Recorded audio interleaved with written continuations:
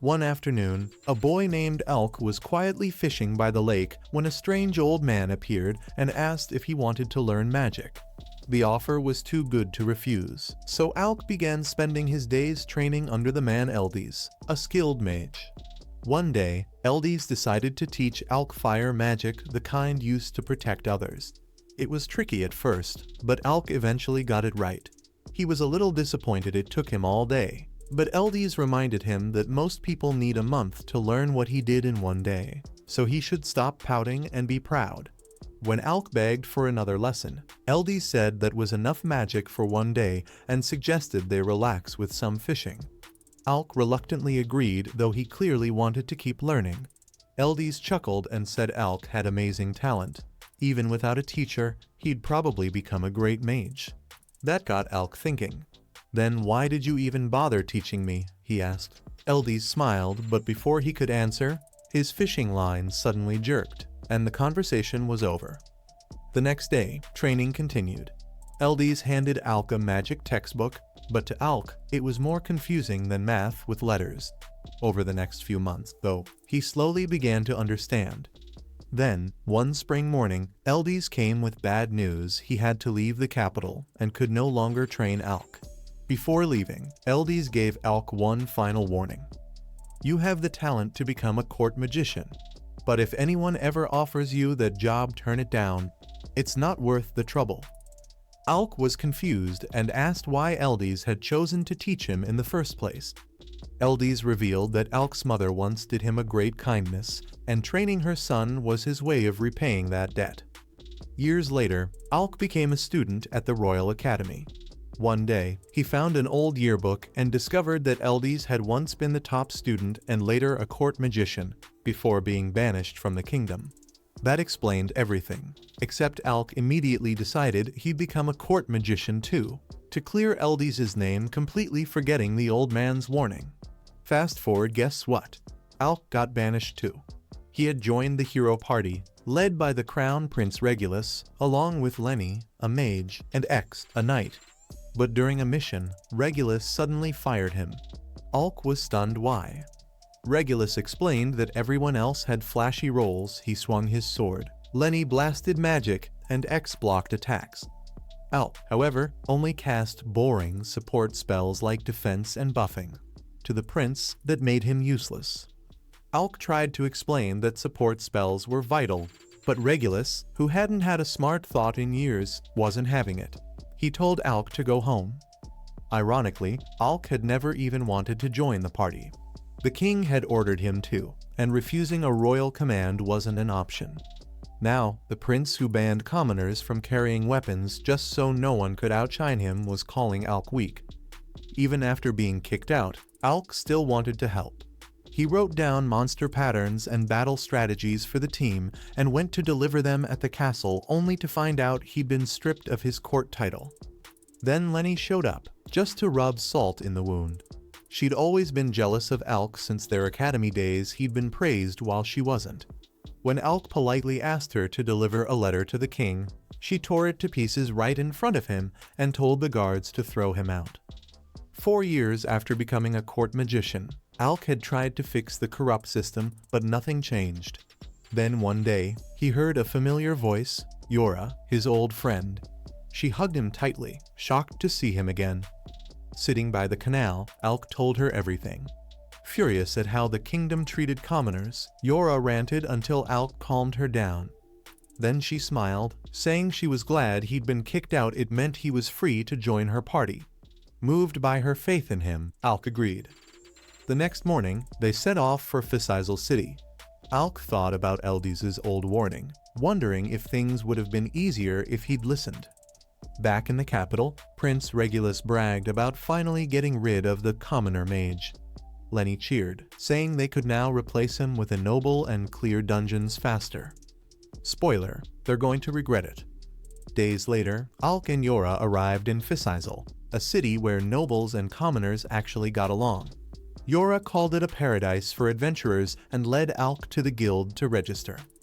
That's when trouble started. The receptionist told Alk he needed a special license to explore dungeons past level 30, and that required 2 years of registration. Worse, Yora's teammate Kesha had already angered the guild earlier, so no one wanted to help them. Yora was frustrated their team had already reached floor 52, but now they'd have to wait 2 years. Still, she shrugged it off. No point complaining. We'll just explore where we can. Later that day, they entered a dungeon only to face a swarm of red hornets the size of footballs. Yora boosted Alk with magic, but there were too many. Alk realized something had disturbed their nest. Yora charged ahead, ignoring him. "You've gotten soft, Alk. Remember who you were before you became a court mage?" That fired him up. Alk unleashed his full-strength fire blasts, then a massive thunderbolt, wiping the hornets out. But before they could breathe, the ground shook as a giant earthworm erupted and coiled around Yora. "Your defense magic still as strong as back in the academy?" Alk yelled. "Only if your attack magic's still insane," she shouted back. Trusting her shields, Alk summoned a fire tornado, engulfing both Yora and the monster. When the flames cleared, the worm was ash and Yora stood unharmed, grinning. "Your magic's still incredible," she laughed. "Can't wait to get the team back together, it'll be just like old times." Before graduation, Alk was part of a legendary student team made up of Ornis the warrior, Crazia the archer, Yora the support mage, and Alk himself the attack mage. On their final day at the academy, they shattered the dungeon record by clearing the 68th floor and secured top ranks. As they walked home, Alk suddenly dropped a bombshell: he wasn't joining their adventuring party. Instead, he planned to become a court magician. His friends were disappointed, especially Ornis, since together they could have formed the strongest adventuring team ever. But they respected his choice. Before parting ways, Yora made it clear she wouldn't give up on recruiting him in the future. Fast forward to the present. Yora officially welcomes Alk to her party. To celebrate, she treats him to a feast, and then promptly gets drunk after a single mug of beer. While she's slumped over, Alk gently uses magic to cover her with his jacket. Just then, a stranger appears behind him, mocking how considerate Alk is for an adventurer. Alk ignores him, but that only ticks the man off, and he smashes a bottle at Alk. Luckily, Alk blocks it with a magic shield. Before he can retaliate, the man calls him by name and slides a dungeon pass across the table, calling it an apology for testing him. Alk is confused until Yora groggily wakes up and blurts out that the man is actually the guildmaster. The guildmaster, Leviel Stans, invites Alk to a sparring match at the training center. Turns out, Leviel is a former S-rank adventurer, so Alk knows this won't be easy, but it's the perfect chance to sharpen his skills. As the fight begins, Alk fires off a thunderbolt, but Leviel dodges and counters with a water slash. Realizing long range won't cut it, Alk charges in. Leviel buffs himself with enhancement magic, turning into a blur of speed and power. Alk barely blocks his first punch with a shield and gets launched into a wall. But instead of giving up, Alk laughs. As a court mage, he was forced to only support and dodge. As an adventurer, he can finally go all out. He transforms his wand into a magic sword, slashes through Leviel's water attacks, and counters his dash with a thunderbolt. Leviel is impressed but isn't done yet. He activates an ancient artifact, massive gauntlets that can crater the floor with one punch. Alk knows one hit could end him, so he strikes back fast. Unfortunately, Leviel's artifact also heals him over time, meaning the longer the fight drags on, the worse it gets for Alk. Alk taunts him into attacking recklessly, leaving Leviel wide open for a clean slash. The fight intensifies, shields shatter, the ground cracks, and finally, with one last move, Alk lands a decisive blow. He collapses immediately after, completely spent. Leviel admits he may have gone a little overboard and declares Alk the winner. Ornis arrives just in time to see the aftermath and teases Leviel for using his ultimate weapon in a friendly match. Leviel just shrugs. It was fun. He hands Alk the dungeon pass and promises full support as long as Alk doesn't sue him. As Alk rests on the couch, Yora and Ornis talk about his rough past. At the royal castle, commoners like Alk faced endless snobbery and unfair treatment. Surviving there as a court mage was a battle of its own.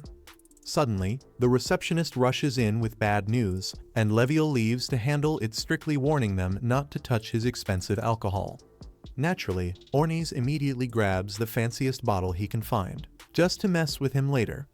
Then he turns to Yora and says, "Alright, spill it. I want the full story of Alk the court mage." And oh boy, she's got plenty to tell. Back when Alk worked at the royal castle, life was miserable. His job was to protect the prince, but here's the catch: he wasn't allowed to carry a sword or use any magic that might make him look stronger than the royal brat. On top of that, he had to carry the team's luggage and manage their gear. And to add insult to injury, after forcing Alk to only use support magic, the prince had the nerve to call him useless for doing exactly that.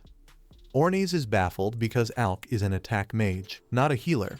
So Yora explains that Alk spent years learning support magic just to keep the prince happy, even though it wasn't his thing. Hearing everything Alk went through, Ornes is ready to march to the kingdom and punch that prince square in the face. But Alk stops him.